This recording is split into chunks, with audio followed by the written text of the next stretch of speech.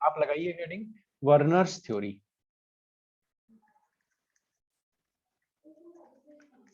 Werner's theory of coordination compound. ठीक है ना। अब वर्नर की थ्योरी क्या है पहले ये देख लेते हैं, फिर वर्नर उस थ्योरी पे पहुंचा कैसे, फिर वो देख लेते हैं। ठीक है, तो इसके लिए हम हेल्प लेंगे हमारी एनसीईआरटी की। और यस, गुड, ये लो भाई, सबसे पहले वर्नर की थ्योरी हम डिस्कस कर लेते हैं और उसके बाद में सीधा हम चलेंगे कि वर्नर ने ये सब कैसे प्रिडिक्ट किया, क्या उसका लॉजिक था, ये सब प्रिडिक्ट करने के पीछे किस तरह से वो क्या एक्सपेरिमेंट उसने किया जो ये कंक्लूजन्स उसने एस्टैब्लिश किए। आप लोग इनको चाहे लिखो मत अभी, है ना, नोट्स में से या तो इनको लिख लेना आप लोग। ठीक है, और इसको यहां से ले लेते हैं।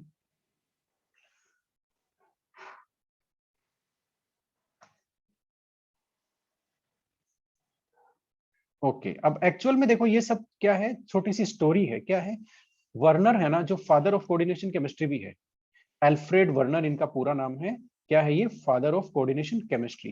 कैसे है भाई, वो ऐसे है क्योंकि स्टार्टिंग में क्या हुआ, कोऑर्डिनेशन कंपाउंड्स की स्ट्रक्चर के बारे में किसी को पता नहीं चल रहा था कि वो है कैसी, क्या क्या हो रहा है मेटल और लिगेंड के बीच में। ठीक है, इसीलिए मैंने कल बताया था ना आपको, कोऑर्डिनेशन कंपाउंड्स का एक नाम और है, वो क्या है बताना जरा, क्या है? Complex compound. Complex complex complex क्यों बोलते हैं भाई, कॉम्प्लेक्स है, किसी को पता ही नहीं चल रहा है क्या, स्ट्रक्चर क्या है, बॉन्डिंग क्या है। ठीक है ना, तो इसलिए इनको शुरू शुरू में बोल दिया कि ये भाई बड़े कॉम्प्लेक्स हैं ये, तो कॉम्प्लेक्स कंपाउंड भी इसको इसीलिए बोला हुआ है। ठीक है, तो अब फिर क्या हुआ, वर्नर आया मैदान में। ठीक है, वर्नर ने क्या किया, वर्नर ने कुछ अपने छोटे छोटे एक्सपेरिमेंट किए, बहुत सारे कोऑर्डिनेशन कंपाउंड बनाए और फिर बाद में अपने कंक्लूजन्स एस्टैब्लिश किए कि भाई कोऑर्डिनेशन कंपाउंड्स की स्ट्रक्चर इस तरह की होती है। पहली बार वर्नर ने दिया, इसीलिए वर्नर को हम लोग क्या बोलते हैं, फादर ऑफ कोऑर्डिनेशन केमिस्ट्री भी बोलते हैं, है ना, father of coordination chemistry. Okay,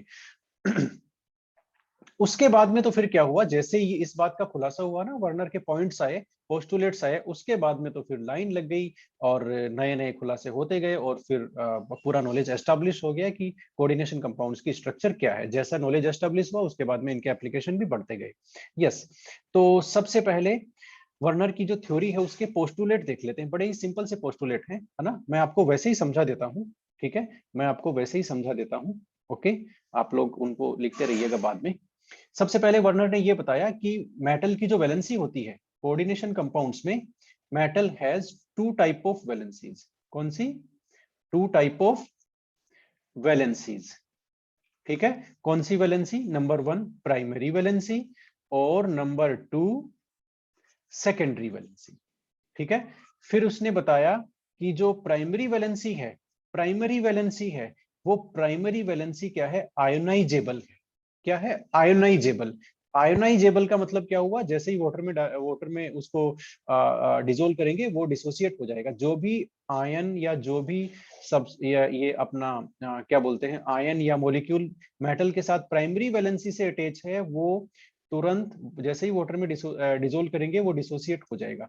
और सेकेंडरी वैलेंसी के लिए उसने कहा कि सेकेंडरी वैलेंसी से जो जुड़ा है ना, वो डिसोसिएट नहीं होगा, ये नॉन आयोनाइजेबल है। क्या है? Non ionisable. तो अभी जो हम देख रहे थे स्ट्रक्चर Fe वाले जो कॉम्प्लेक्स था, उसमें ये थी उसकी फॉर्मूला। ठीक है, तो जैसे इसको वाटर में डालेंगे हमें क्या मिलेगा आपको पता ही है। एक तो हमें मिल रहा है FeH2O6 और ये 3+, ये पूरा एक आयन, कॉम्प्लेक्स आयन। ठीक है, और मिलेंगे 3Cl-। तो ये जो Cl- है, ये स्क्वायर ब्रैकेट के बाहर हैं, these are bonded with the, बताना जरा, प्राइमरी वैलेंसी और सेकेंडरी वैलेंसी बताओ। Cl किससे बॉन्डेड है, प्राइमरी या सेकेंडरी? क्योंकि प्राइमरी क्या है, आयोनाइजेबल है। आयोनाइजेबल का मतलब समझ गए, और ये नॉन आयोनाइजेबल है। बताओ भाई, Cl कौन सी वैलेंसी से बॉन्डेड है मेटल के साथ? प्राइमरी। प्राइमरी, प्राइमरी, क्योंकि ये आयोनाइजेबल है। आयोनाइजेबल का मतलब ये हुआ वाटर में जैसे ही डिसोल्व करेंगे ये डिसोसिएट हो जाएंगे। Whatever it is associated with the primary valency with the metal that will be dissociated in its aqueous solution. ठीक है, तो Cl यहाँ पर प्राइमरी वैलेंसी से बॉन्डेड है। H2O डिसोसिएट नहीं होता है, H2O still it is in bonded situation with metal. Okay, तो H2O उसने कहा, वर्नर ने, कि भाई जो ये जो H2O है ये डिसोसिएट नहीं हो रहा है, ये सेकेंडरी वैलेंसी से बॉन्डेड है, और ये जो बॉन्ड बना है इसी को हम सेकेंडरी वैलेंसी कह रहे हैं। तो उसने ये कहा कि कोऑर्डिनेशन कंपाउंड में मेटल की कितनी वैलेंसी होती है, बताना जरा। मेटल की कितनी वैलेंसी होती है कोऑर्डिनेशन कंपाउंड्स में? सर दो वैलेंसी होती है, एक आपकी प्राइमरी, एक आपकी सेकेंडरी। ठीक है, प्राइमरी वैलेंसी क्या होती है? आयोनाइजेबल। ठीक है, सेकेंडरी वैलेंसीज क्या होती है? Non ionisable. ठीक है, और बता दूं आपको, प्राइमरी वैलेंसी किससे सेटिस्फाइड होती है? निगेटिव आयन से। ये देखो आपने Cl जो है वो निगेटिव आयन से सेटिस्फाई हुआ कि नहीं हुआ, बताना जरा। Cl निगेटिव आयन है कि नहीं है? तो मेटल की जो प्राइमरी वैलेंसी है उसको इस निगेटिव आयन ने सेटिस्फाई किया है। जैसे आपका NaCl है, ठीक है, NaCl है, तो ये Cl इस Na से प्राइमरी वैलेंसी से अटैच है, ionic bond, primary valency is equivalent to ionic bond. ठीक है ना? तो हम ये कहेंगे कि इसकी प्राइमरी वैलेंसी जो निगेटिव आयन है उसने सेटिस्फाई किया है इस वैलेंसी को। तो प्राइमरी वैलेंसी किससे सेटिस्फाई होती है? नेगेटिव आयन से। ठीक है, मेटल की प्राइमरी वैलेंसी किससे सेटिस्फाई होती है? नेगेटिव आयन से। Point number second. ओके, अब थर्ड में देख लो, सेकेंडरी वैलेंसीज नॉन आयनाइजेबल तो है ही है, ये बात हमने कर ली, लेकिन ये किससे सेटिस्फाइड हो सकती है? ये न्यूट्रल मॉलिक्यूल से भी हो सकती है और निगेटिव आयन से भी हो सकती है, जिनको हम लोग क्या बोलते हैं, बताना जरा, क्या स्पेसिफिक टर्म है? जिनको हम लोग क्या बोलते हैं? लिगेंड्स। बात समझ में आई कि नहीं आई आपको? इसका मतलब सेकेंडरी वैलेंसी जो नॉन आयनाइजेबल है ना, जो पानी में डालने से डिसोसिएट नहीं होते हैं, वो न्यूट्रल मॉलिक्यूल या नेगेटिव आयन से सेटिस्फाई होती है, और लेकिन प्राइमरी वैलेंसी केवल नेगेटिव आयन से सेटिस्फाई होती है। ठीक है, तो अब यहां पर इस एग्जांपल में बताना जरा, आपका जो सेकेंडरी वैलेंसी है वो किससे सेटिस्फाई हो रही है? न्यूट्रल मॉलिक्यूल या फिर नेगेटिव आयन? बताओ फटाफट। Neutral sir, neutral molecule neutral से हो रही है ना? ठीक है, और इसमें भी मुझे बता दो, इसमें बताओ, अब मैंने जहां पर 2 लिखा है सेकंड, उसमें बताओ जो मेटल की सेकेंडरी वैलेंसी है वो किससे सेटिस्फाई हो रही है? Sir negative ion. Negative ion से, क्योंकि Cl निगेटिव आयन है। ठीक है, Cl निगेटिव आयन है, तो हमेशा याद रखना सेकेंडरी वैलेंसी जो कि पानी में डालने से डिसोसिएट नहीं होती है, इसलिए इसको बोलते हैं नॉन आयोनाइजेबल। नॉन आयोनाइजेबल, ये किससे सेटिस्फाई हो सकती है? न्यूट्रल मॉलिक्यूल से भी हो सकती है, और ये किससे हो सकती है? आपका नेगेटिव आयन से भी हो सकती है, और इनको क्या बोलते हैं? लिगेंड बोलते हैं। ठीक है, और ये जो आपकी सेकेंडरी वैलेंसी है वो कौन सा बॉन्ड हुआ, बताना जरा, कोऑर्डिनेशन बॉन्ड हुआ या आयनिक बॉन्ड? फटाफट बताओ। Coordination bond. कोऑर्डिनेशन बॉन्ड, क्योंकि कोऑर्डिनेशन बॉन्ड एक्वस सॉल्यूशन में टूटता नहीं है, इसलिए एक्चुअल में उस टाइम की बात है। ये किस टाइम की बात है मैं भी बताता हूं, ये देखो किस टाइम की बात है, 1898। ठीक है, तब नॉलेज इतना डेवलप नहीं था, इसलिए जो वर्नर था उसने कोऑर्डिनेशन बॉन्ड और आयनिक बॉन्ड को यूज नहीं लिया, उसने कहा वैलेंसीज दो टाइप की होती है भाई। ठीक है, प्राइमरी और सेकेंडरी, लेकिन प्रॉपर्टीज उसने पहचान ली कि प्राइमरी वैलेंसी आयनाइजेबल है और नेगेटिव आयन से ही सेटिस्फाई होगी, सेकेंडरी वैलेंसी नॉन आयनाइजेबल है लेकिन न्यूट्रल और नेगेटिव आयन दोनों से सेटिस्फाई हो सकती है। ठीक है, और फिर बाद में क्या कहा उसने? कहा secondary valency is equal to coordination number. Coordination number. अब मेरी बात सुन लो जरा, हमने अभी क्या बात की है? आपकी प्राइमरी वैलेंसी किसके इक्वल है भाई, बताना जरा? आयनिक बॉन्ड। ठीक है, सेकेंडरी वैलेंसी किसके इक्वल है, बताओ जरा? Coordination bond. ठीक है, अब सुन लो जरा, वहां उसने क्या यूज लिया है कि सेकेंडरी वैलेंसी जो है वो क्या है, मेटल के लिए किसके इक्वल है? कोऑर्डिनेशन नंबर के इक्वल है। समझ लो जरा, कोऑर्डिनेशन नंबर। अब कोऑर्डिनेशन नंबर की डेफिनेशन बता रहा हूं, याद रखना, number of coordination bond formed by the metal. ये लो, मेटल ने कितने कोऑर्डिनेशन बॉन्ड बनाए, वो उसका क्या हो गया? कोऑर्डिनेशन नंबर हो गया, और वो कितना होता है? जितनी सेकेंडरी वैलेंसी होती है, क्योंकि सेकेंडरी वैलेंसी ही कोऑर्डिनेशन नंबर कोऑर्डिनेशन बॉन्ड होती है। अब बताओ समझ में आया कि नहीं आया? कोई कहे कि यहाँ पर एफी ने 6 कोऑर्डिनेशन बॉन्ड बनाए हुए हैं 6 क्लोरीन से, तो कोऑर्डिनेशन नंबर कितना हुआ एफी का, बताओ जरा, एफी का कितना हुआ कोऑर्डिनेशन नंबर? 6 हुआ। तो एफी की सेकेंडरी वैलेंसी कितनी हुई बताओ? सेकेंडरी वैलेंसी कितनी है? 6 ही है, 6 ही है, because secondary valency is coordination bond, और कोऑर्डिनेशन बॉन्ड का जो नंबर है उसको बोलते हैं कोऑर्डिनेशन नंबर। तो नंबर ऑफ सेकेंडरी वैलेंसी, ठीक है, वही हो गया नंबर ऑफ कोऑर्डिनेशन बॉन्ड, ठीक है, और उसी को हम लोग टेक्निकली क्या बोलते हैं? Coordination number. ये लो, ये एक ही चीज है, एक ही चीज है किसी मेटल की। जैसे यहां पर Fe की 6 सेकेंडरी वैलेंसी है ना, इसका मतलब ये 6 कोऑर्डिनेशन बॉन्ड बना रहा है, इसका मतलब इस कंपाउंड में मेटल का कोऑर्डिनेशन नंबर 6 हो गया। एक ही बात है ये सारी चीजें, ठीक है। ओके, वापस चलते हैं, क्या कहा है वर्नर ने? यस, सेकेंड, अब आपको समझ में आएगा, secondary valency is equal to the coordination number. बात सही है, कोऑर्डिनेशन नंबर यानी कि नंबर ऑफ कोऑर्डिनेशन बॉन्ड उसके इक्वल होती है। And is fix for a metal, ये बड़ा डेंजरस पॉइंट है। उसने बहुत सारे कोऑर्डिनेशन कंपाउंड बनाए, तो पता चला कि एक पर्टिकुलर मेटल हमेशा ही कोऑर्डिनेशन नंबर की जो वैल्यू है वो उसकी फिक्स है। जैसे आयरन की 6 है, आयरन की जनरली क्या रहती है? 6 कोऑर्डिनेशन बॉन्ड बनाता है, तो आयरन का कोई भी कॉम्प्लेक्स ले लो 6 ही मिलेगा। ये उसको बड़ा सरप्राइजिंग लगा। तो ये पॉइंट बहुत इंपॉर्टेंट है कि secondary valency equal to the coordination number and is fixed for a metal, एक मेटल के लिए फिक्स है। जैसे ज्यादातर की 6 होती है, 6 कोऑर्डिनेशन बॉन्ड बनाते हैं, ये बड़ा सरप्राइजिंग फीचर था उसके लिए, ठीक है। ओके, लास्ट वाला देख लेते हैं। लास्ट वाला उसने क्या देखा? लास्ट वाला देखा the ions groups bounded by the secondary linkage to the metal have characteristic spatial arrangement corresponding to different coordination numbers. ये लो, इसने कहा कि भाई ये जो आपके जो सेकेंडरी वैलेंसी से बॉन्डेड हो रहे हैं लिगेंड, ये मेटल के चारों तरफ अरेंज होकर के इन्होंने क्या हुआ, एक पर्टिकुलर ज्योमेट्री को अडॉप्ट कर लेता है। मॉलिक्यूल जो है वो पर्टिकुलर ज्योमेट्री को अडॉप्ट कर लेता है, ठीक है ना। जैसे, और वो डिपेंड करता है किस पे? कोऑर्डिनेशन नंबर पे, है ना। अब आप लोग ये लिखते जाओ, कोऑर्डिनेशन नंबर पे कैसे डिपेंड करेगा? कोऑर्डिनेशन नंबर 4 होगा तो स्ट्रक्चर क्या क्या हो सकती है, देख लो जरा। एक तो ये आप मुझे स्ट्रक्चर बताएंगे, ये कोऑर्डिनेशन नंबर 4 की स्ट्रक्चर है, बताओ जरा कौन सी स्ट्रक्चर है? टेट्राहेड्रल। टेट्राहेड्रल। तो उसने यही कहा है कि आपके ये जो लिगेंड है ये मेटल के चारों तरफ अरेंज होकर के एक पर्टिकुलर स्ट्रक्चर बनाते हैं, और वो स्ट्रक्चर डिपेंड करती है कोऑर्डिनेशन नंबर पर, ठीक है। तो कोऑर्डिनेशन नंबर 4 के एक तो टेट्राहेड्रल स्ट्रक्चर हो सकती है, और इसका भी आप मुझे बताएंगे ये कौन सी स्ट्रक्चर है, बताओ ये कौन सी स्ट्रक्चर है, बताओ।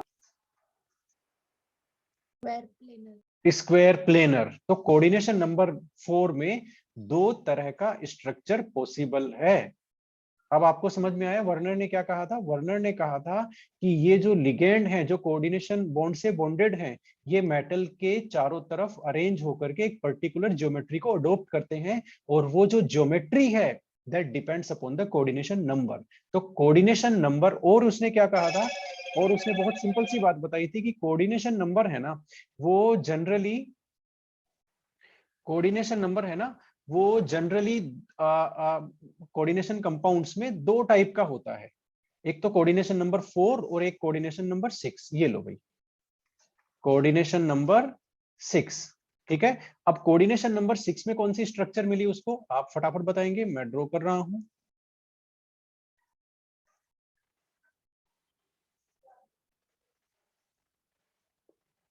फटाफट बताओ ये कौन सी स्ट्रक्चर हो गई? 6 लिगैंड इसको सराउंड किए हुए हैं, coordination number octahedral. Octahedral, octahedral structure है, ठीक है। तो ये वर्नर का लास्ट इंपॉर्टेंट पॉइंट था कि ligand they surround the metal atom and they form a characteristic structure and adopt a characteristic geometry which depends upon the coordination number, ठीक है। तो ये सारे के सारे किसके पॉइंट थे? वर्नर के थे भाई, ठीक है, जिसने उस टाइम पर पे रिसर्च करके ये सारे इंपॉर्टेंट पॉइंट दिए, इसीलिए फादर ऑफ कोऑर्डिनेशन केमिस्ट्री इनको बोलते हैं। ठीक है, अब ये सारी चीजें आपको समझ में आई, लेकिन अभी हमने थ्योरेटिकली समझ लिया। अब वर्नर ने एक्सपेरिमेंट क्या किया था वो हमने अभी तक नहीं देखा है, तो वो मैं आपको बिल्कुल सिंपल सा एक्सपेरिमेंट बताने वाला हूं कि वर्नर ने बेसिकली किया क्या था। ठीक है, तो अब आप लोग छोटा सा हेडिंग लगा सकते हैं, ज्यादा बड़ा नहीं है, और वो है आपका वर्नर्स एक्सपेरिमेंट लगा सकते हैं, छोटा सा ही। Yes, Werner's experiment. अब भाई उसने कौन सा एक्सपेरिमेंट किया जिससे वो ऐसे वाले कंक्लूजन एस्टेब्लिश कर पाया। ठीक है, तो उसने दो काम किए। क्या काम किए? वर्नर्स एक्सपेरिमेंट में उसने दो काम किए। एक तो उसने कॉम्बिनेशन से कंपाउंड बनाए, है ना। लिख लो आप लोग, कॉम्बिनेशंस ऑफ कौन से कंपाउंड बनाए अभी बताता हूं, आपके सामने आ जाएगा, सारा राज खुल जाएगा। COCl3 एंड NH3, ये लो भाई, इन डिफरेंट रेशियो। लिखते जाओ आप लोग, डिफरेंट रेशियो में लिया। क्या लिया? COCl3 लिया और आपका NH3 लिया, अलग अलग रेशियो में लिया इन्होंने। ठीक है ना। और दूसरा क्या काम किया? अलग अलग रेशियो में लेने के बाद दूसरा क्या काम किया? इन्होंने जो भी बन गया कंपाउंड उसकी रिएक्शन करवाई। किससे रिएक्शन करवाई? रिएक्शन विद एक्सेस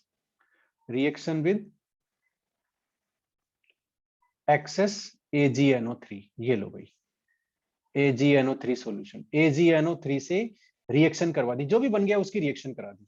ठीक है, तो वर्नर को बड़े ही इंटरेस्टिंग ऑब्जर्वेशन है वो देखने को मिले। क्या मिला? चलो, इसने कौन कौन से कॉम्बिनेशन यूज लिए, वो कैसे थे, क्या था, वो सारा हम देखते हैं। आप लोग फटाफट यहाँ से लिखते चले जाओ, टेबल बनाओ अपनी कॉपी में जैसे मैं बना रहा हूं। यहाँ तो हम लोग लिखते हैं ratio of COCl3 and NH3, इस कॉलम में आप ये लिखोगे। ठीक है, उसके बाद जो अगला कॉलम लेंगे उसमें आप लिखोगे number of moles of AgCl precipitated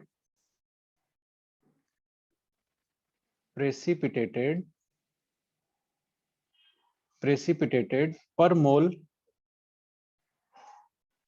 mole of coordination compound by reaction with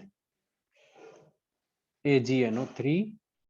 ये लो, AgNO3 सॉल्यूशन। इसमें आप ये लिखोगे कि AgNO3 से रिएक्शन कराने पर उसको कितना मोल मिला। ठीक है, कितना मोल प्रेसिपिटेशन हुआ। ओके, अब फिर इसने क्या प्रिडिक्ट किया? फॉर्मूला प्रिडिक्ट किया। इसने कहा कि भाई ऐसा है तो फॉर्मूला ऐसा होना चाहिए, और फॉर्मूला प्रिडिक्ट करने के बाद में इन्होंने उसका कंडक्टिविटी एक्सपेरिमेंट भी किए कि भाई कंडक्टिविटी किस तरह के इलेक्ट्रोलाइट के साथ मैच हो रही है, उससे वो प्रूव हो गया। ये जो फॉर्मूला है ना, ये प्रूव हो गया। तो यहां पर हम लोग लिख सकते हैं सॉल्यूशन कंडक्टिविटी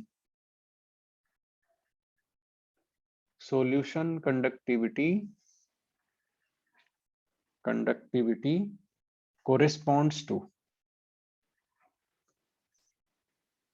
ये लो। ठीक है, अब एक चीज मैं आपको बता देता हूं। सबसे पहला जो कॉम्बिनेशन ले रहे हैं वो लिख लो भाई। पहला कॉम्बिनेशन क्या लिया? इसने 1:6 का रेशो ले लिया। कैसे लिया अभी बताता हूं आपको। ये नंबर 1 कॉम्बिनेशन लिया, लिखते जाओ आप लोग कॉपी में, COCl3 और मिक्स किया 6NH3, 1:6 का रेशो ले लिया इसने। और वो कलर जैसे ही इसने लिया ना, ये कलर आ गया येलो, येलो कलर आया, येलो कलर का कंपाउंड बन गया। इसको ये तो पता चल गया कि कोऑर्डिनेशन कंपाउंड बन गया है, लेकिन बाद में अब देखो एक चीज मैं आपको बता देता हूं, मैं यहां समझा देता हूं पहले आपको। इसने कॉम्बिनेशन लिया COCl3 प्लस में लिया 6NH3 का। ठीक है, कैसा कलर आया बताना जरा? येलो। ठीक है, अब येलो कलर आ गया। एक बार इधर समझ लो, जो लिख रहे हो उसको बंद कर दो। ठीक है, येलो कलर आया। अब इसको ये तो पता चल गया कि भाई इसमें कोऑर्डिनेशन कंपाउंड बना है। ठीक है, लेकिन कोऑर्डिनेशन कंपाउंड के डिफरेंट पॉसिबल स्ट्रक्चर्स थे। एक तो था COCl3 और NH3 आपका 3, है ना। और लेकिन अब बाहर NH3 का कोई मतलब ही नहीं है। एक तो ये बन सकता है इसमें। ठीक है, एक उसने ये बनाया कि भाई ये भी हो सकता है CO NH3 6, है ना, और ये स्क्वायर ब्रैकेट में और ये तीनों Cl बाहर।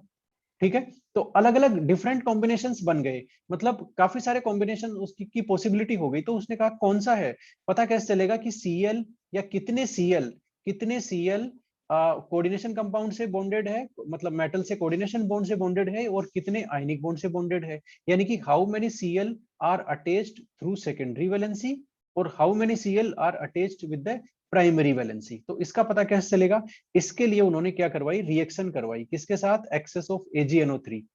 AgNO3 यानी कि आपका AgNO3 के सॉल्यूशन के साथ रिएक्शन करवाई। AgNO3 के सॉल्यूशन के साथ रिएक्शन करवाएंगे ना, तो तुरंत ही AgCl का पीपीटी आता है, AgCl का व्हाइट कलर का पीपीटी आता है तुरंत ही, मतलब इंस्टेंट रिएक्शन होती है ये। ठीक है, यदि उसमें क्लोराइड है तो तुरंत किसका पीपीटी आएगा, AgCl का। ठीक है, व्हाइट पीपीटी। अब ये एक्सपेरिमेंट करा करा के उनको पता चला कि भाई AgCl का यदि 2 मोल आ रहा है, इफ 2 मोल AgCl प्रेसिपिटेट हो रहा है, इसका मतलब 2 Cl बाहर है। 1 मोल AgCl आ रहा है, इसका मतलब 1 Cl कोऑर्डिनेशन स्फीयर से बाहर है, वो आयनिक बॉन्ड से बॉन्डेड है, वो प्राइमरी वैलेंसी से बॉन्डेड है। यदि AgCl का 0 मोल आ रहा है, 0 मोल ऑफ AgCl यानी कि प्रेसिपिटेशन हो ही नहीं रहा, इसका मतलब no Cl is bonded with the primary valency, all the Cl are bonded with the secondary valency। तो कितने Cl सेकेंडरी वैलेंसी से बॉन्डेड है, कितने Cl प्राइमरी वैलेंसी से बॉन्डेड है, ये पता लगाने के लिए सेकंड स्टेप उन्होंने किया, और वो था रिएक्शन विद द AgNO3। आपको ये स्कीम जो मैंने बताई वो समझ में आई कि किस तरह से Cl बाहर है और अंदर है, उसका पता कैसे चलेगा? क्योंकि इसमें तो डिफरेंट पॉसिबिलिटीज है, 2 Cl भी बाहर हो सकते हैं, 1 Cl भी बाहर हो सकता है, 3 Cl भी बाहर हो सकते हैं, तीनों Cl अंदर हो सकते हैं, ये जो मैंने कॉम्बिनेशन बनाया उसमें। ठीक है, तो अब क्या हुआ, इसीलिए डिफरेंट डिफरेंट कॉम्बिनेशंस बनाए उन्होंने। जो पहला कॉम्बिनेशन बनाया ये, उसमें उनको AgCl के, अब आप लिख सकते हो कितने मोल मिले, 3 मोल ऑफ AgCl। ये लो भाई, AgCl के 3 मोल मिल गए। ठीक है, इसका मतलब Cl कितने बाहर है, बताना जरा, बताओ। AgCl के 3 मोल प्रेसिपिटेट हो गए, इसका मतलब Cl कितने बाहर हैं, स्क्वायर ब्रैकेट से कितने Cl बाहर है, बताओ।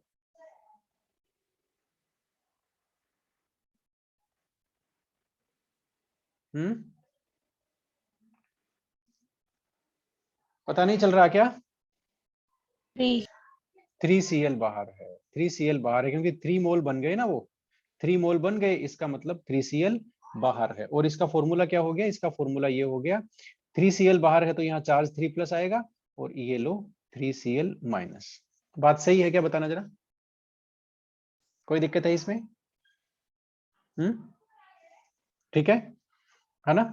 अब इसकी जो क्या बोलते हैं, किस तरह के इलेक्ट्रोलाइट से इसकी कंडक्टिविटी मैच होती है, 1:3 वाला जो इलेक्ट्रोलाइट है उससे इसकी कंडक्टिविटी जो है वो मैच हो रही थी। 1:3 का मतलब हो गया 1 कैटायन 3 एनायन, ये देख लो 1 कैटायन है 3 एनायन है। ठीक है, तो ये ऑब्जर्वेशन था। अब उसके बाद उसने सेकंड कॉम्बिनेशन लिया, है ना। सेकंड कॉम्बिनेशन में क्या लिया, देख लो जरा, COCl3.5, ये लो भाई, ये रेशियो ले लिया उसने।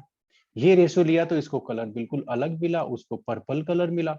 पर्पल कलर मिला, फिर उसने AgNO3 के साथ रिएक्शन करवाई, पता चला 2 मोल ऑफ AgCl ही बन रहा है।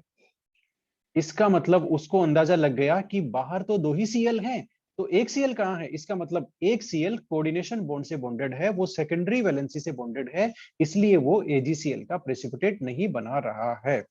आपको बात समझ में आई या नहीं आई, बताओ।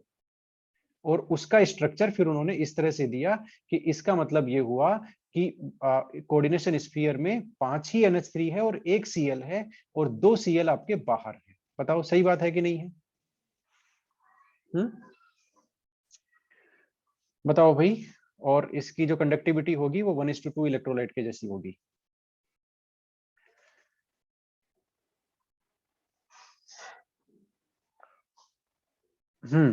बता दो फटाफट। Yes sir. चलो फिर आप एक काम करते हैं, ये 3 नंबर मैं लिखता हूं, है ना, आप इसका फटाफट से फॉर्मूला लिखेंगे। किसी को नहीं आता है तो मेरे को बताना फटाफट। COCl3.4NH3, ये लो, ये डिफरेंट रेशियो ले लिया, इस बार NH3 उसने 4 ले लिए, पता चला इस बार ग्रीन कलर आ गया, ग्रीन कलर का कॉम्प्लेक्स बन गया। फिर उसने AgNO3 से रिएक्शन करवाई, ये लो भाई 1 मोल ही आया यहाँ पर, AgCl। अब इसका फॉर्मूला लिख लो भाई, ये जो फॉर्मूला मैंने लिखा है ना सेकंड वाले का, वैसा फॉर्मूला लिखो इसका। क्या आता है बताओ, बताओ, लिख दोगे ना या लिख लिए? फटाफट बताओ, फिर मैं एक और ले रहा हूं।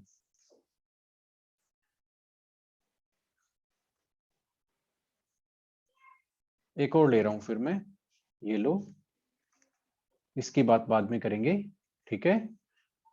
और वॉयलेट, यस।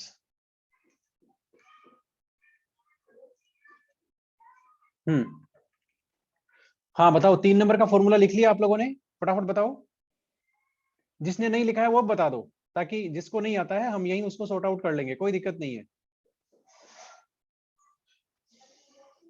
अच्छा, किसने लिख लिया है वो बता दो कि मैंने लिख लिया है। सीएल कितने बाहर करने हैं, फटाफट बता दो मुझे। सर एक बाहर होगा, एक सीएल बाहर होगा, 2 सीएल अंदर होंगे, तो NH3 वो कितने अंदर होंगे होंगे। अंदर? NH3 कितने लगाओगे अंदर अंदर? 4। यस, NH3 आपको 4 लगाने हैं, Cl आपको 2 लगाने हैं, और एक Cl आपको बाहर लिखना है। ये हो गया इसका मोलिकुलर फॉर्मूला। और सेम फॉर्मूला इसका भी होगा, क्योंकि इसमें 1:4 में है ना, 1:4 के रेशियो में, ये 1:4 का रेशियो है 3 नंबर और 4 नंबर। 1:4 के रेशियो में उसने देखा कि दो तरह के कंपाउंड मिल रहे हैं, 2 कलर के, है ना। तो फिर इसके लिए भी उसने कहा कि भाई ये जो सेम रेशियो में मुझे 2 कलर के जो कंपाउंड मिल रहे हैं, दोनों का फॉर्मूला तो सेम है, क्योंकि फॉर्मूला सेम है, क्योंकि दोनों में 1 मोल ऑफ AgCl प्रेसिपिटेशन हो रहा है, इसका मतलब फॉर्मूला तो सेम है। अब जब फॉर्मूला सेम है तो फिर उससे पूछा गया भाई फॉर्मूला सेम है तो ये कैसे हुआ, ये भी समझा दो जरा, ठीक है। तो फिर उसने कहा कि ये ऐसे हुआ, ये जो 3 नंबर और 4 नंबर है ना, ये एक दूसरे के आइसोमर है। बात समझ में आई कि नहीं आई? ये क्या बताया उसने, एक दूसरे के आइसोमर हैं। ये इसको भी डिलीट मार देते हैं, ये लो, यस। इसलिए 3 नंबर केस और 4 नंबर केस, ठीक है, इसका जिनका कलर क्या है सेम है, उसके लिए उसने कहा ये क्या है, 3 and 4 are isomer of each other. ये लो, आइसोमर की डेफिनेशन तो जानते ही हो आप लोग, मोलिकुलर फॉर्मूला सेम हो, प्रॉपर्टीज अलग अलग हो, स्ट्रक्चर अलग अलग हो, है ना, फिजिकल प्रॉपर्टी केमिकल प्रॉपर्टी अलग अलग हो, वो सारे के सारे आइसोमर हैं। तो 3 नंबर और 4 नंबर क्या है, केमिकल फॉर्मूला सेम है, लेकिन फिजिकल प्रॉपर्टीज इनकी अलग अलग है, तो ये क्या हो गए, आइसोमर हो गए। अब मुझे एक चीज और बता दो, आप लोग मुझे बताते जाओगे फटाफट, कॉपी में तो आपने लिख ही लिया है, मुझे नंबर ऑफ आयन बताते जाओ। Number of ions, number 1 case में कितने मिलेंगे बताओ जरा। नंबर ऑफ आयन का मतलब ये हो गया, एक्वस सॉल्यूशन में डिसोल्व करेंगे तो कितने आयन मिलेंगे। नंबर 1 में बताओ फटाफट कितने आयन मिलने चाहिए। 4 मिलेंगे, यस। किसी को ऑब्जेक्शन है तो वो भी बोल देना भाई, है ना, गड़बड़ मत कर देना। गड़बड़ का मतलब है कि आपको आए नहीं और आप बोलो भी नहीं, तो वो गड़बड़ हो जाएगी, यस। सेकंड में कितने आयन होंगे फटाफट बता दो, पानी में डालने से 3 आयंस आएंगे। थर्ड में कितने आयन आएंगे सर 2 आयंस आएंगे। अब ये चीज आपको क्लियर होगी, प्राइमरी वैलेंसी सेकेंडरी वैलेंसी, ठीक है। अब आप ये एक्सपेरिमेंट किया ना वर्नर ने, तब वर्नर को समझ में आया कि भाई हो क्या रहा है ना, मतलब तब उसको समझ में आया कि जो Cl है वो 2 तरह की वैलेंसी से बाउंड हो रहा है, या ये जो प्राइमरी वैलेंसी और सेकेंडरी वैलेंसी का कॉन्सेप्ट है वो स्टेबल से निकल के आया। उसको ये पता चला कि भाई जो 2 नंबर कंपाउंड है, ये जो 2 नंबर है, 2 नंबर में उसको ये ऑब्जर्वेशन हुआ कि 2 मोल ही AgCl का प्रेसिपिटेशन क्यों हुआ, इसका मतलब एक Cl है वो कोऑर्डिनेशन बॉन्ड से बॉन्डेड है। तब उसको पता चला कि भाई यहां पर जो 3 Cl है, 3 Cl है, ठीक है ना, Cl3 है उसके अंदर, हम लोग 3 Cl ले रहे हैं, CO Cl3 के अंदर 3 Cl है। इन जैसे ही कोऑर्डिनेशन कंपाउंड बनता है तो इनमें से 2 जो Cl हैं वो प्राइमरी वैलेंसी से बॉन्डेड है ना, यानी कि ये आयनाइजेबल है, और एक Cl कोऑर्डिनेशन बॉन्ड से बॉन्डेड है जो आयनाइजेबल नहीं है, नॉट आयनाइजेबल। तो इसको उसने नाम दिया सेकेंडरी वैलेंसी। तो यहां से ये कॉन्सेप्ट आया कि मेटल की कोऑर्डिनेशन कंपाउंड में 2 तरह की वैलेंसी है, मेटल 2 तरह से एसोसिएट करता है बाकी मॉलिक्यूल्स को अपने साथ, एक प्राइमरी वैलेंसी जो आयनाइजेबल है, एक सेकेंडरी वैलेंसी जो नॉन आयनाइजेबल है, जो बॉन्ड टूटता नहीं है एक्वस सॉल्यूशन में, और जो बॉन्ड टूटता नहीं है वो कोऑर्डिनेट बॉन्ड होता है, क्योंकि coordinate bond is similar with the covalent bond. Ionic bond नहीं है, केवल जो आयनिक बॉन्ड होगा वो ही वाटर में डिसोसिएट होगा। तो ये सारी स्टोरी आपको समझ में आ गई होगी आई थिंक, ठीक है। तो ये उसके वर्नर के पॉइंट्स थे, ये उसका एक्सपेरिमेंट था। अब उसने डिजाइन भी किया, कंपाउंड्स की जो स्ट्रक्चर है ना वो पब्लिक को भी शो करके दिखाया कि किस तरह से डिजाइन कर सकते हैं इनकी स्ट्रक्चर। तो उसने एक जो है एक कंपाउंड की मैं आपको यहाँ बता देता हूँ कैसे उसने बताया। एक हम लेते हैं आपका सेकेंड वाला ही लेते हैं NH3 एक Cl अंदर है और 2 Cl इसमें बाहर है, राइट। ये आपका है कंपाउंड, सेकेंड वाला कंपाउंड है, ठीक है। इसकी स्ट्रक्चर उसने कैसे दी, उसने कहा इसको इस तरह से रिप्रेजेंट करेंगे हम, इस तरह से रिप्रेजेंट करेंगे। आपका CO तो रहेगा सेंटर में, ठीक है, मेटल है सेंटर में रहेगा, और 6 उससे लिगेंड बॉन्डेड रहेंगे ऐसे। ये 6 कोऑर्डिनेशन बॉन्ड्स है ना। आप इनको ड्रॉ कर सकते हो, कोई दिक्कत नहीं है। ये 6 कोऑर्डिनेशन बॉन्ड हैं, ये लिगेंड बॉन्डेड लिगेंड बनाते हैं। तो 4 लिगेंड तो 5 लिगेंड तो कौन से हैं? 5 ligands are NH3, yes these are NH3 5 ligands, okay, ठीक है ना। और अब क्या बच गया भाई, एक Cl, नहीं ये मैंने एक NH3 ज्यादा लगा दिया ना, एक Cl है, देखो 5 NH3 और एक Cl है, हो गया ये सेकेंडरी वैलेंसी होगी। तो फिर प्राइमरी वैलेंसी वाला कहाँ जाएगा? एक जो Cl है, ये जो Cl है ना, ये सेकेंडरी वैलेंसी को भी सेटिस्फाई कर रहा है और प्राइमरी वैलेंसी को भी सेटिस्फाई कर रहा है। ये लो ये लो ये देखो, और इसको हमने कर दिया कोऑर्डिनेशन स्फीयर में बंद, स्क्वायर ब्रैकेट में। और बाहर इसके क्या, इसके ऊपर चार्ज कितना आएगा 2+, और बाहर क्या है, बाहर आपके 2 Cl माइनस है। ये उसने स्ट्रक्चर दी इस कंपाउंड की। अब इसको समझोगे कैसे, मैं बता देता हूं। ऊपर फॉर्मूले में दिख रहा है आपको 5 NH3, ठीक है, हो गया 5 NH3 है। अब ये जो Cl है, ये जो Cl है ना, ये देखो कोऑर्डिनेशन बॉन्ड से भी बॉन्डेड है और प्राइमरी वैलेंसी से भी बॉन्डेड है, यानी कि प्राइमरी वैलेंसी सेकेंडरी वैलेंसी दोनों को सेटिस्फाई कर रहा है। कैसे कर रहा है मैं बता देता हूं आपको, आप समझ लो जरा। कोबाल्ट पे चार्ज है 3+, ठीक है। अब जो भी स्पीसीज है ना इसके चार्ज को सेटिस्फाई करता है, वो बेसिकली इसकी प्राइमरी वैलेंसी से अटैच होता है। किससे अटैच होता है? प्राइमरी वैलेंसी से। जैसे Na+ है, NaCl है, इसमें Cl- इसके चार्ज को सेटिस्फाई कर रहा है, Na+ के चार्ज को, ठीक है। तो Cl- प्राइमरी वैलेंसी से सेटिस्फाइड है ना। तो यहां पर ये जो Cl है, ये Cl जिसको मैंने गोला किया है, ये कोऑर्डिनेशन बॉन्ड तो बना ही रहा है, लेकिन मेटल का, कोबाल्ट का जो चार्ज है 3+, उसमें से भी 1+ को सेटिस्फाई कर रहा है, क्योंकि Cl पे सिंगल माइनस चार्ज होता है। इसलिए ये जो Cl जिसको मैंने गोला कर रहा हूं, वो सेकेंडरी वैलेंसी से तो बॉन्डेड इसलिए है because it is forming coordination bond with the metal. और why it is also considered as bonded with the primary valency, because it is satisfying the charge of the metal। तो जो भी metal के charge को satisfy करता है, वो metal की प्राइमरी वैलेंसी को सेटिस्फाई करता है। इसलिए इसलिए ये जो Cl है, ये प्राइमरी वैलेंसी और सेकेंडरी वैलेंसी दोनों को सेटिस्फाई कर रहा है। लेकिन ये जो 2 Cl बाहर हैं, जिनको मैं अभी एक रेक्टेंगल में बंद कर रहा हूं, ये केवल और केवल मेटल के चार्ज को सेटिस्फाई कर रहे हैं। इसलिए ये आयनिक बॉन्ड से बॉन्डेड हैं, आयोनाइजेबल हैं, वाटर में डालते ही डिसोसिएट हो जाएंगे, AgNO3 के साथ प्रेसिपिटेट हो जाएंगे। ये आपके प्राइमरी वैलेंसी से बॉन्डेड है, ठीक है। तो इस तरह से ये जो Cl है अंदर वाला, ये सेकेंडरी वैलेंसी से बॉन्डेड है, इसलिए इसमें AgCl के प्रेसिपिटेट कितने आने चाहिए बताओ जरा, बताओ। हाँ 2 मोल ऑफ AgCl प्रेसिपिटेट होना चाहिए, ठीक है। क्योंकि यहाँ पर 2 ही Cl अवेलेबल हैं, वो बाहर हैं बेचारे, 2 ही हैं, एक Cl तो अंदर है, वो प्रोटेक्टेड है, प्रोटेक्टेड जोन में है, ठीक है। अब यहां से आप क्या एक कंक्लूजन निकाल सकते हो क्या, कि आपका जो एक क्या बोलते हैं एनायनिक लिगेंड है, ये एनायनिक लिगेंड है। एनायनिक का मतलब ये एनायन है आपका Cl, है ना, नेगेटिव चार्ज लिगेंड है। ये क्या दोनों को एक साथ सेटिस्फाई कर सकता है, सेकेंडरी वैलेंसी और प्राइमरी वैलेंसी? बताओ, कर रहा है ना यहाँ पर, है ना। तो आप जो वर्नर्स की जो थ्योरी है, उसमें एक पॉइंट और जोड़ लें, या इसको अलग से लिख लें, यहां लिख लें जहां आपने टेबल बनाई है, ये डायग्राम बनाया है, उसके नीचे लिख लें कि इससे क्या कंक्लूजन निकल करके सामने आया, क्यों हमने ये पर्टिकुलर केस लिया। क्योंकि यहां पर हमें ये पता चला कि एनायनिक लिगेंड कैन सेटिस्फाई, लिखते जाओ मैं बोल रहा हूं, anionic ligand can satisfy primary valency as well as secondary valency simultaneously, as well as secondary valency simultaneously। ये काम केवल एनायनिक कर सकता है, न्यूट्रल नहीं कर सकता।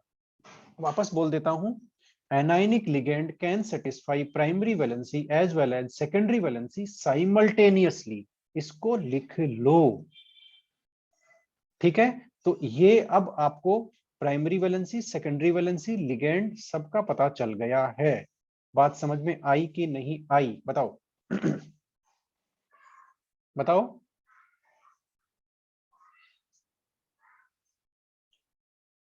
बताओ भाई, इतनी बात समझ में आई या नहीं आई? समझ गए सर, समझ आगे गए बात तो समझ। फिर हेडिंग लगाओ, फिर बड़ा जबरदस्त हेडिंग है। अब आपका चैप्टर चालू हो गया। अभी तक तो हम लोग इंट्रोडक्शन कर रहे थे, क्योंकि अब आप बात को समझ गए हो ना, कोऑर्डिनेशन कंपाउंड है क्या, ये समझना जरूरी है ना। सम इंपॉर्टेंट टर्म्स, ये लो। अब हम कुछ इंपॉर्टेंट टर्म्स हैं वो हम लोग देखने वाले हैं। कोऑर्डिनेशन कंपाउंड से रिलेटेड कौन कौन सी टर्म है वो देख लो। यस, तो सम इंपॉर्टेंट टर्म्स। अब मैंने आपके सामने क्या लिखा है, एक फॉर्मूला लिखा है, और आपको अब उसमें से कुछ टर्म्स को हम आइडेंटिफाई करते चले जाएंगे, ठीक है। सबसे पहले सबसे पहले मैंने एक राउंड बना दिया है। इस पूरी टर्म को जो स्क्वायर ब्रैकेट में बंद है, इसको हम क्या बोलते हैं, फटाफट से लिख लो। इसको हम लोग बोलते हैं कोऑर्डिनेशन स्फीयर। क्या बोलते हैं, फटाफट लिख लो, कोऑर्डिनेशन स्फीयर या फिर coordination entity. Coordination entity, coordination sphere. और ये नॉन आयोनाइजेबल, कोई दिक्कत नहीं है ना, नॉन आयोनाइजेबल है, ठीक है। नॉन आयोनाइजेबल है। जो स्क्वायर ब्रैकेट के अंदर आ गया वो वाटर में डिसोसिएट नहीं होगा, आपको अच्छी तरह से पता चल गया है। तो फिर ये बाहर वाले क्या है भाई, ये बाहर वालों को इनको क्या बोलेंगे, इनको बोलेंगे हम काउंटर आयंस। क्या बोलते हैं, देख लो जरा, काउंटर आयंस। ये काउंटर आयंस है, ठीक है ना। और ये क्या है, ये क्या है भाई, बताना जरा। काउंटर आयंस ये आयोनाइजेबल है, यानी कि आप वाटर में डालेंगे ये आपको छोड़ के चले जाएंगे। यस, आयोनाइजेबल हो गया, ठीक है। अब और देख लेते हैं, ये दो टर्म हो गई। अब आप जरा दूसरी पहचानेंगे, जहां मैं अभी एरो बना रहा हूं। ये जो मैंने सीओ को इंडिकेट किया है, कोबाल्ट, कोबाल्ट यहाँ पर मेटल है। इसको हम लोग कोऑर्डिनेशन केमिस्ट्री में बोलते हैं सेंट्रल मेटल एटम या metal ion, central metal ion. अब ये सेंट्रल मेटल आयन क्यों है, वो इसलिए क्योंकि अभी आपने देखा ना कि लिगेंड है वो मेटल को सराउंड कर लेते हैं, है ना, ठीक है। और जो मेटल है वो सेंट्रल पोजीशन को ऑक्यूपाई करता है। अभी आपने देखा ना, कहाँ देखा, मैं बताता हूँ। ये देखो, यहाँ पर लिगेंड ने मेटल को सराउंड कर लिया, एक स्पेसिफिक ज्योमेट्री बना ली, और जो मेटल है उसकी पोजीशन सेंट्रल है, सेंट्रल पोजीशन को ऑक्यूपाई कर रहा है, ठीक है। इसलिए इसको बोलते हैं सेंट्रल मेटल आयन या एटम। ओके, हो गया। ये जो NH3 है ये क्या है भाई, इसके लिए मुझे कोई बता दो फटाफट से, बता दो ये क्या है। ये हमारा लिगेंड है, लिगेंड।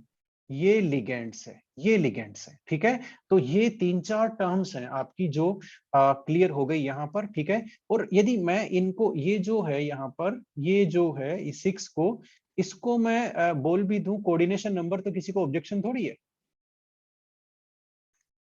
कोई दिक्कत नहीं है ना। कितना कोऑर्डिनेशन नंबर आपके हिसाब से कोबाल्ट का इसमें, बताओ जरा, कितने बॉन्ड बना रहा है कोबाल्ट, 6 बना रहा है ना। तो कोऑर्डिनेशन नंबर क्या हो गया उसका, 6 हो गया। तो इस तरह से ये एक कोऑर्डिनेशन कंपाउंड के फॉर्मूले के अलग अलग पार्ट हैं, और ये उनसे रिलेटेड सारे टर्म्स हैं। काउंटर आयन जान गए आप लोग, जो प्राइमरी वैलेंसी को सेटिस्फाई कर रहे हैं, आयनाइजेबल हैं। लिगेंड्स सेकेंडरी वैलेंसी को सेटिस्फाई कर रहे हैं, नॉन आयनाइजेबल है। सेंट्रल मेटल आयन, जो मेटल आयन जो which occupies the central position in the coordination compound. और ये आपका हो गया coordination sphere, it means the part which is closed in the square bracket. Square bracket में जो पार्ट क्लोज्ड है उसको हम बोलते हैं कोऑर्डिनेशन स्फीयर, ठीक है। ये तो हो गई कुछ जनरल टर्म्स। अब इनको सबको एक एक को डिटेल में लेते हैं। सबसे पहला जो हमारा मेजर टर्म है दैट इज लिगेंड। ये लिगेंड आपका बहुत ज्यादा इंपॉर्टेंट है और बहुत बड़ा टर्म है, छोटा मोटा मत समझना इसको, इसी का गेम है पूरा, ठीक है। तो फटाफट आप इसकी डेफिनेशन लिख लो भाई, फटाफट लिख लो। लिगेंड इज एन एटम, फटाफट लिख लो, लिगेंड इज एन एटम। ये एटम हो सकता है, और क्या हो सकता है, आपका मोलिक्यूल हो सकता है, और क्या हो सकता है, आयन हो सकता है। दैट फॉर्म्स, फटाफट लिख लो, that forms coordination bond, coordination bond with metal ion, with metal ion, ठीक है, टू जनरेट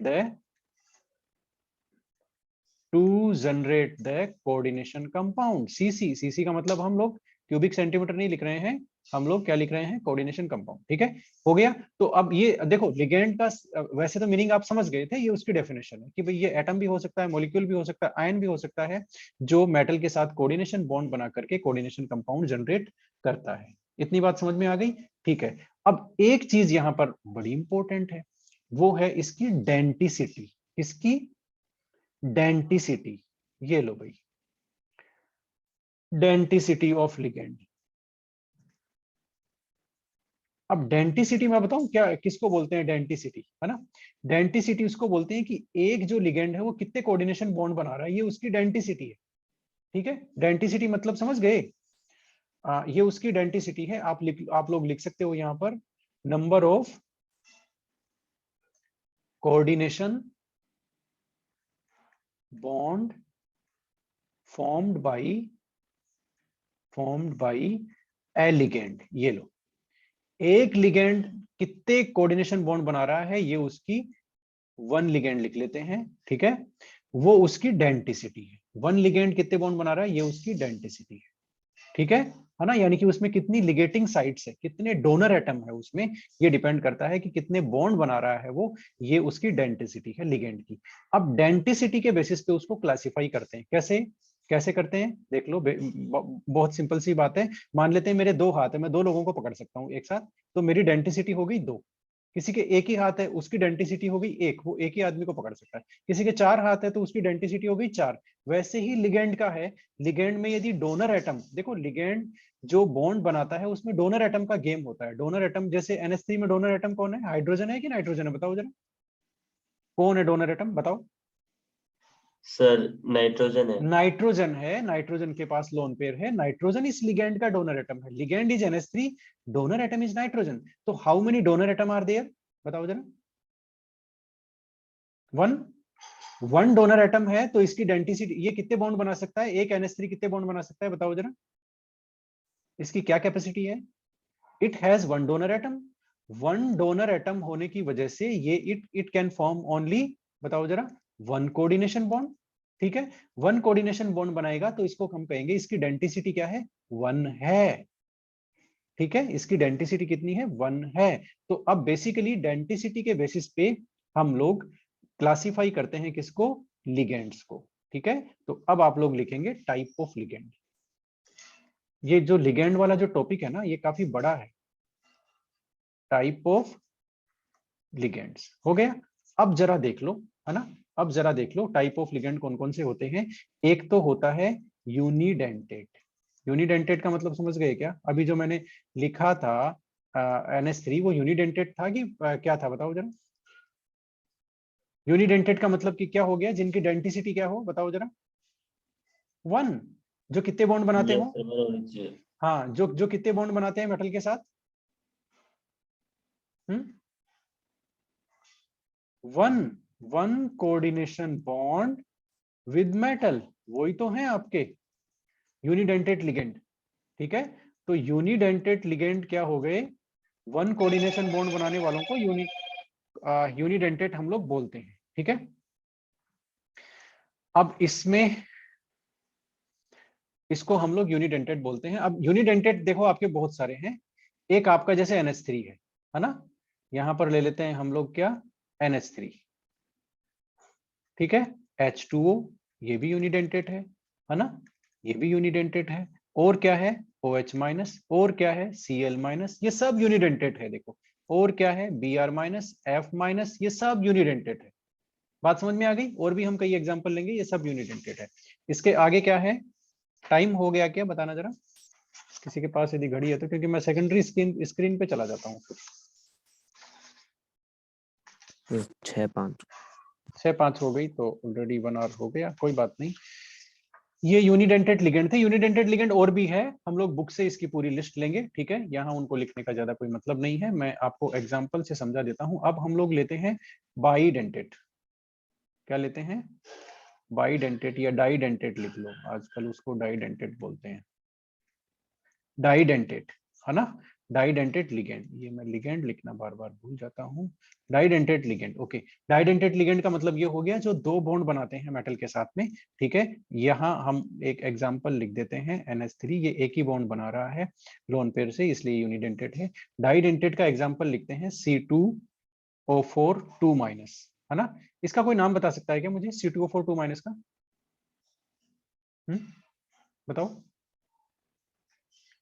ऑक्सलेट, ये ऑक्सलेट आयन है। इसकी स्ट्रक्चर कैसी होती है देख लो जरा, ऐसी होती है इसकी स्ट्रक्चर, देख लिए। इसको और कैसे लिख सकते हैं हम लोग, और इसको बहुत इजी है लिखना, ये लो, ये लो, ये लो, ये लो और ये लो। इसको हम ऐसे भी लिख सकते हैं, लिख लो फटाफट कॉपी में, ठीक है। अब इसमें देखना जरा डोनर एटम O-2 है कि नहीं है, बताना जरा, बताओ है क्या? तो ये कितने बॉन्ड बनाएगा? 2। तो ये कौन सा हो गया? ये हो गया डाइडेंटेड लिगेंड। बात समझ में आ गई? ये क्या हो यस गया? सर। ये हो गया डाइडेंटेड लिगेंड। इस तरह से डाइडेंटेड लिगेंड भी ढेर सारे हैं, ठीक है। तो अब ट्राइडेंटेड भी होते हैं, टेट्राडेंटेड भी होते हैं, पेंटाडेंटेड भी होते हैं, पॉलीडेंटेड भी होते हैं, ढेर सारे होते हैं, और भी लिगेंड के कई टाइप हैं, ठीक है। तो ये हमारा कंटिन्यू चलता रहेगा, ठीक है, लिगेंड वाला।